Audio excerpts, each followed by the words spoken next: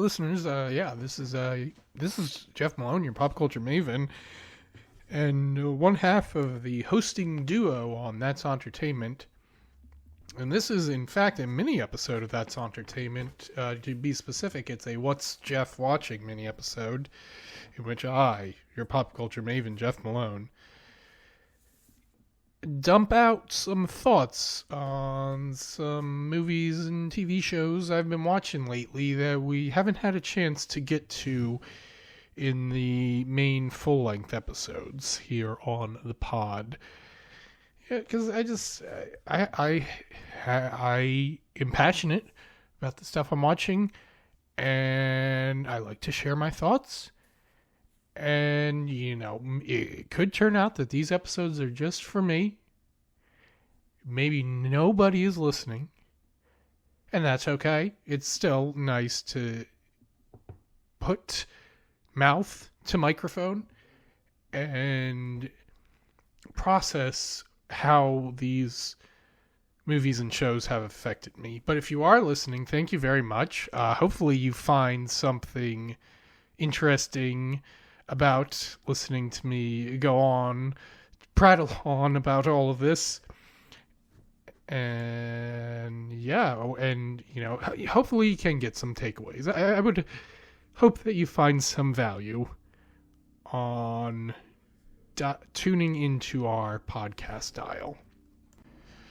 Now, we're into December right now, so there was some Thanksgiving fun I've been watching lately. Plenty of shows on my regular schedule that I've been watching. Plenty of movies. Oh my gosh, we're back in the full. The movies are back. In case you haven't noticed, they are being released in full force. 2023 is the first year since the start of the pandemic that there's something new that you got to see all the time, or at least that I got to see. Maybe. Not everyone goes to the movies as often as I do, but, the past couple of years, it was kind of nice. Like, I didn't feel the need to go to the theater 3 times per week, every week. There were some weeks where I just went once. But now, oh my God, if I want to stay on top of everything that I want to see, it's 3 per week at a minimum these days. But I'm like, for this edition of What's Jeff Watching, I decided to focus on some of the things that are actually kind of unusual among my viewing habits. But before we get into that, while my co-host Aunt Beth is not on the microphone with me at the moment, I've gotten into the habit of asking her, is there anything you're watching right now that you're passionate about that you'd like me to mention? So she mentioned Fisk Season 2, which I was like, what is that? I don't think I've even heard of that. When in fact, actually, I had been watching it a few weeks ago. My parents had it on when I was at their house. It's an Australian show that's on Netflix. It's a kind of silly. It got some good laughs in there. I'm assuming that's the show Aunt Beth is talking about.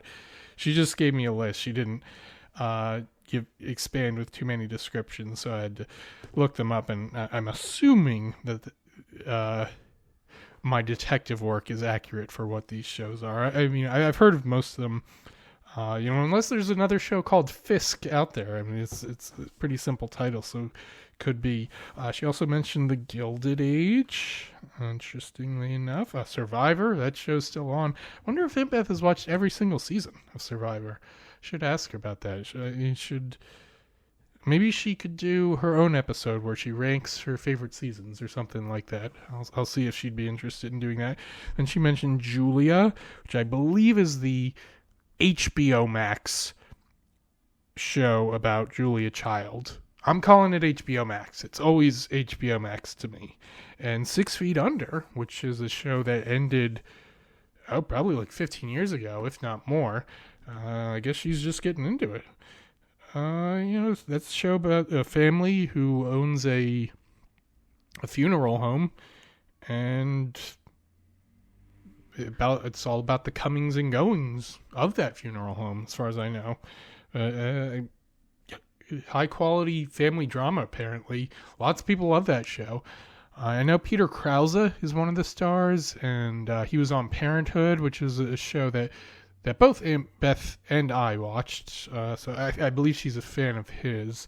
So maybe that was the reason she decided to watch 6 Feet Under. That would be my guess. But after she's listened to this episode, she can confirm to us whether or not that's the case.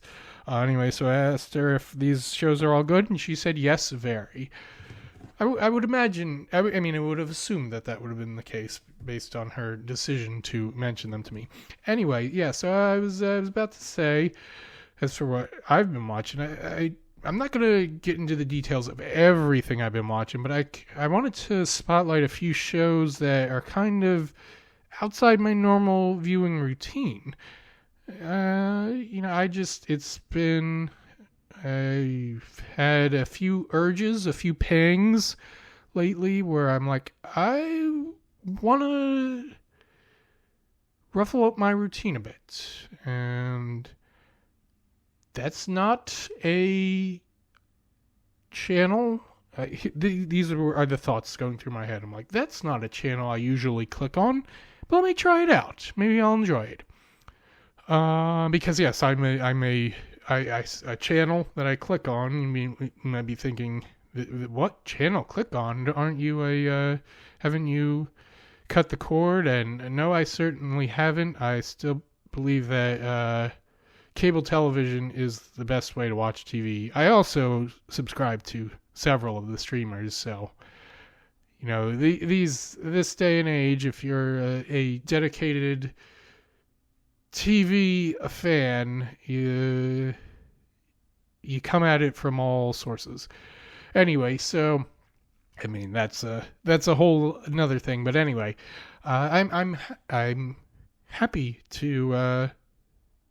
I'm glad for my TV purchases. I believe they're all money well spent. Yeah. So anyway. Okay, first I'm going to mention The Unbelievable with Dan Aykroyd. This is on the History Channel, just premiered on December 1st. It's airing, new episodes are airing Friday nights. I said the History Channel, I think it just goes by History now, but, the History Channel, I think is a good way to still refer to it as, because if you just say, it's on History, people are like, you might say, just the general concept of history. Anyway, this show is about strange but true stories. The premiere episode was about deadly locations, like where, there's this triangle in Michigan where planes have disappeared and people have gone missing. It's kind of like the Bermuda Triangle, but a little smaller, not as well known. And then there's this island off the coast of South America, which is just overrun by snakes, like one of the most venomous species of snakes in the world. So yeah, the concept behind this show is just the bizarre stories of life on Earth. And I'm like, yeah, Dan Aykroyd is a very good person to be hosting something like this, because he believes in the supernatural, and this isn't supernatural. It does touch on the supernatural a bit. There was also a mention of a sanitarium where ghosts supposedly exist, but so far it's more natural, but really weird.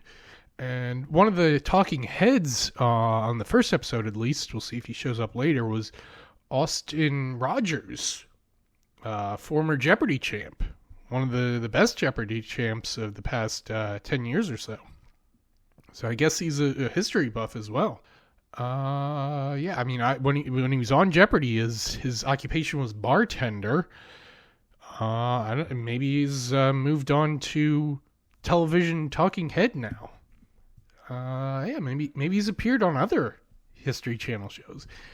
Okay, and another new show I've been watching, or at least just the first episode so far, is Selena Plus Chef, Home for the Holidays. This is a spin-off of the HBO Max show called Selena Plus Chef, which I've never watched any of it, but I've enjoyed Selena's music and her acting, mainly on Only Murders in the Building, and I'm like, it might be fun to spend some time in the kitchen with her.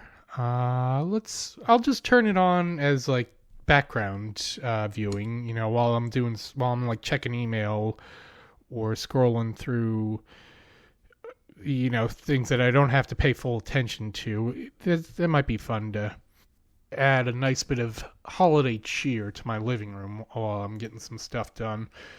So yeah, this is a holiday themed spinoff that's airing on Food Network Thursday nights. I think they're doing 4 episodes. So the first one aired on November 30th, and I think it's going till the 21st of December. She's bringing on one celebrity chef per episode, and they prepare some holiday-themed baked goods. And yeah, some nice little background viewing. And then I watched another thing I want to mention. So those are new entrants to the TV world.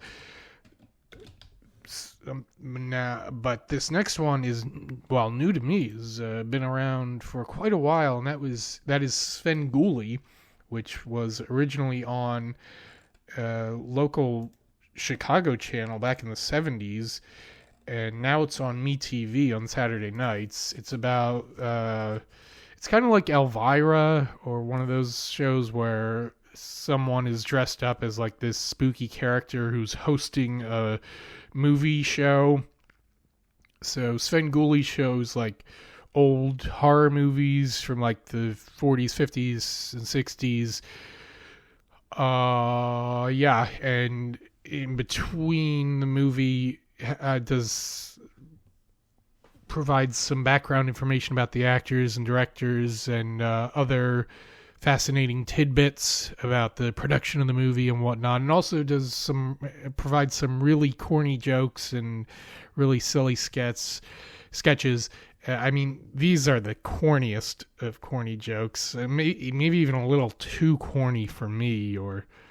So I'm not sure if I'll be including Svengoolie in my regular rotation, but it definitely, I thought I'd give it a chance because it has a similar vibe as my beloved Mystery Science Theater 3000. But anyway, like I figured, I like horror. I'm interested in checking out some of the classic horror movies that I've never seen before. Let's see what Svengoolie has to say about them as well.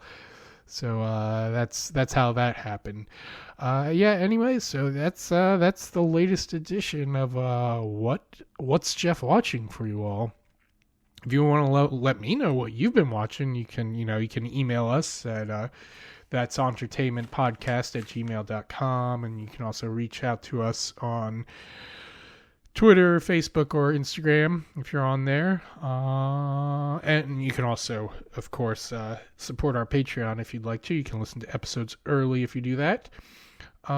Should we get on Blue Sky? That's kind of like the alternate version of Twitter now that Twitter's kind of going kablooey. We'll see. If Twitter disappears completely, I'll probably... You can transport your enthusiasm over to Blue Sky, because I'll probably start a That's Auntertainment account on there if need be. We'll see how it goes. Okay, so we're almost at the end of 2023. Woof, oh boy. And the plan now is to get one more small episode in. I think Aunt Beth might join me on the microphone for this one. We'll just be talking about like holiday fun, just like checking in. What are we doing for the holidays? It won't be as massive as our previous Christmas episodes where we talked about our favorite Christmas movies and TV shows and songs. This one will be more low key. So look for that. That should be arriving right before Christmas in your podcast feeds. In the meantime, keep your remotes handy and your eyes open.